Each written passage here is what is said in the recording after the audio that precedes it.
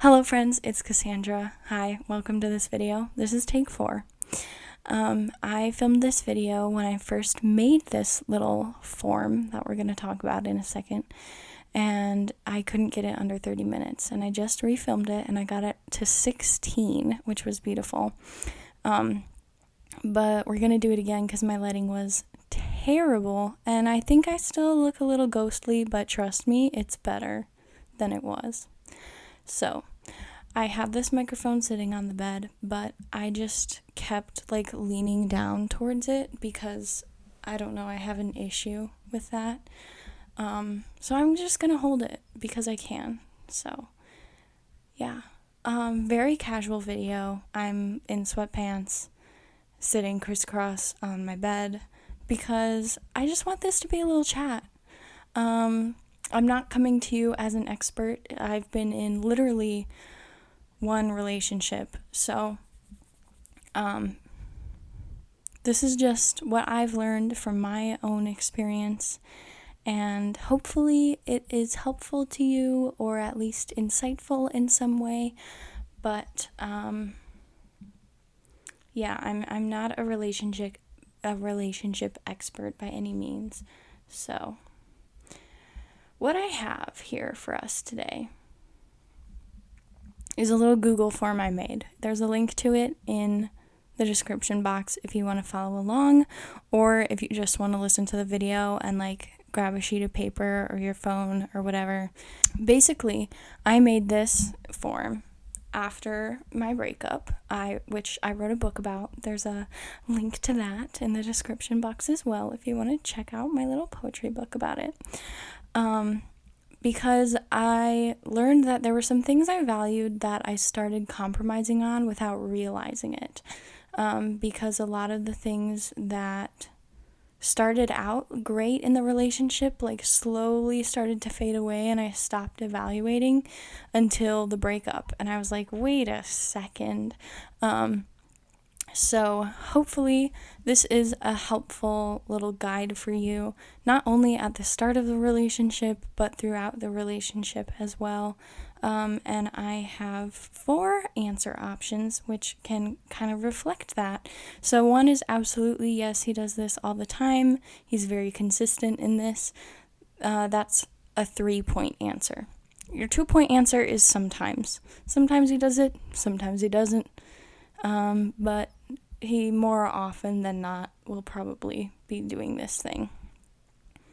Not recently means, yeah, at the start of our relationship he did this and it was really great, but now that I think about it, he hasn't done it in a while. That's only 1 point. And then, no, he's never done this is a big ol' 0 points. So at the end, I'll tell you how to tally them up and what each score can indicate. This isn't a cut and dry, this is what it means, but it's a really good indicator. Let's get into it. I don't want to waste any more time.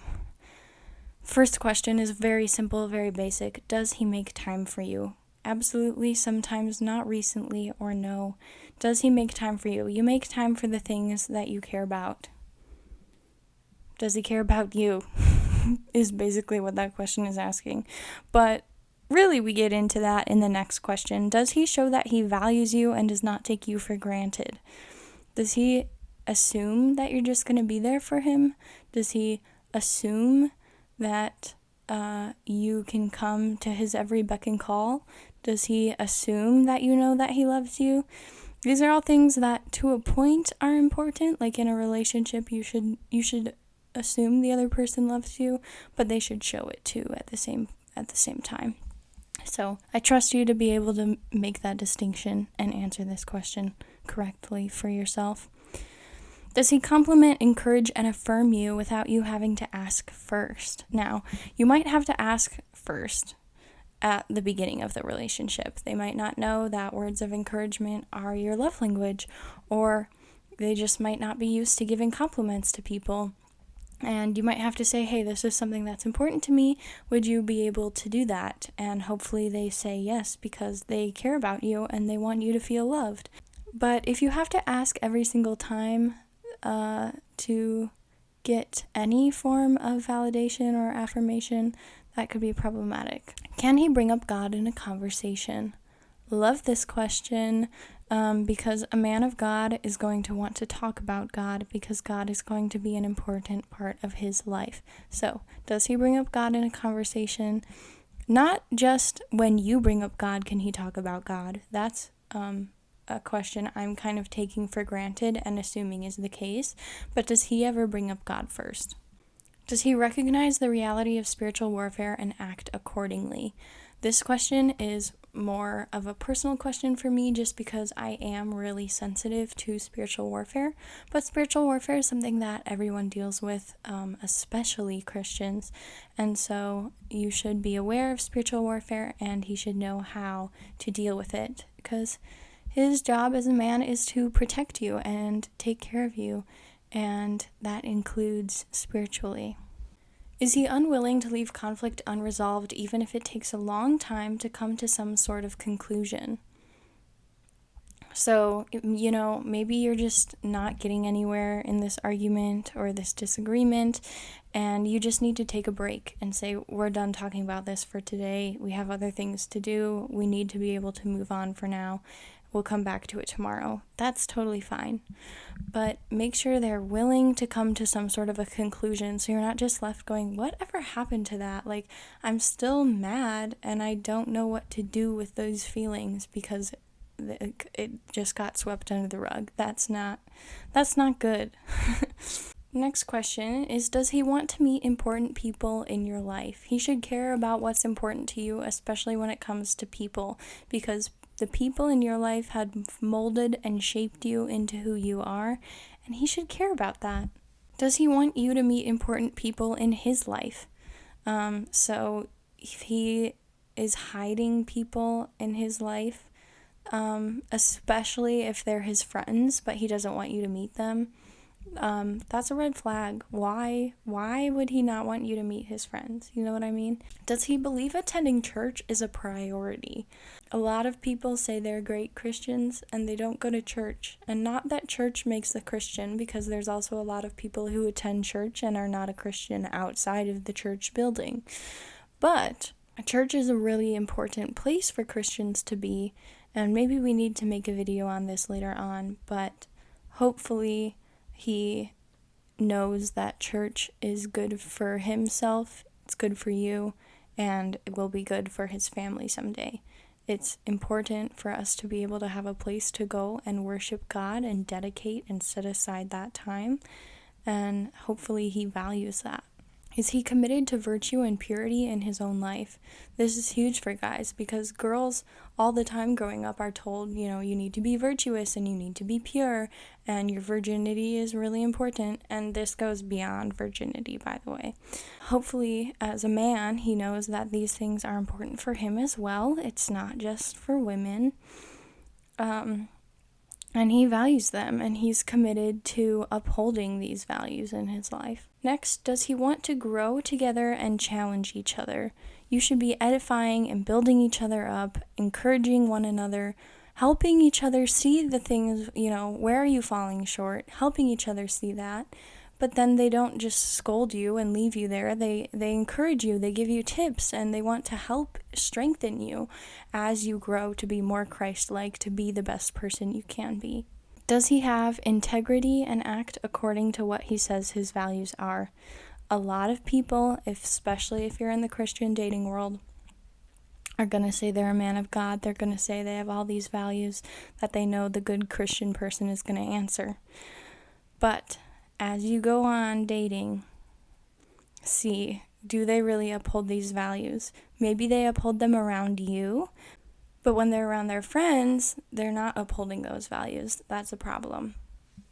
Does he understand or do his best to be understanding of the way mental illness or trauma affects you?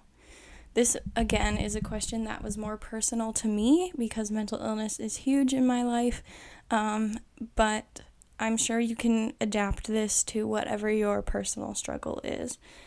Some things, you really can't understand unless you've been through it yourself. But it's not really something you want your significant other to experience. So are they at least trying to be understanding? Are they at least trying to to help you out and care for you as best they can, even if they will never be able to fully understand what it is you're going through. Next, does he pray for you in your relationship? A man of God knows that prayer is real and it is powerful. And he's going to know that God knows what is best for you and for your relationship. And so not only should you be in prayer all the time, but hopefully he is too. Does he hold himself to the same standards that he holds you? We don't want any double standards in here. And again, this goes for you too. Are you holding him to the same standards that you hold yourself? You can't demand perfection from them and give excuses for your own behavior all the time. There's got to be equal give and take. Would you describe him as a man after God's own heart? This requires spiritual discernment, and hopefully in your prayers, asking God about him, about your relationship, you're able to get that. If he is chasing after God, if he cares about being like Christ. So, let's tally these up. 3 points for absolutely he does. 2 points for sometimes he does. 1 point for he used to, but not recently. And 0 points for no, he doesn't do that. If you got 0 to 24 points, sorry, he's not the one. Move on, sis. You can do better. Find a man of God. He's not it. 24 to 36, it's time you had a serious talk. And depending on how this talk goes with him, or you say, look, these are things that I value, that you've said you value, but this is where I see you're not living up to those values, and I just want to check in with you, and I want to encourage you, having this conversation, wanting to build each other up and encourage each other and challenge each other and grow together. If he can take that conversation and says, yeah, I want to do this, that's great. Do that.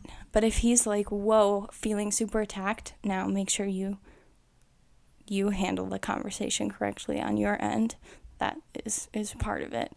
But if you handle the conversation correctly on your end and he has this huge can't take it, that's a huge red flag for you and you might need to move on. 36 to 47, there's potential here. Hang on to him. Hopefully good things will happen for you. 48 is a perfect score. You found a man after God's own heart and yours. That was supposed to be a wink, and then I didn't actually wink. I just, squinted my eye. That was weird. But anyway, hopefully this video was helpful for you, gave you a little insight into what I'm looking for in my relationships as I re-enter the dating world. So I just wanted to hang out, have a nice, chill little video, talk about boys. Or, if you're a guy, the same applies to a woman you're looking for, a woman of God, okay?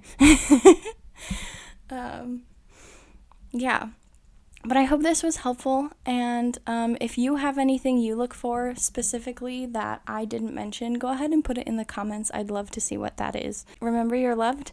I don't know when I'll see you next. I've been having some struggles with my mental health and just energy in general, so hopefully I'll get back on my groove and start uploading videos and stuff regularly again, but I don't know if I'll see you next week, but I'll see you soon.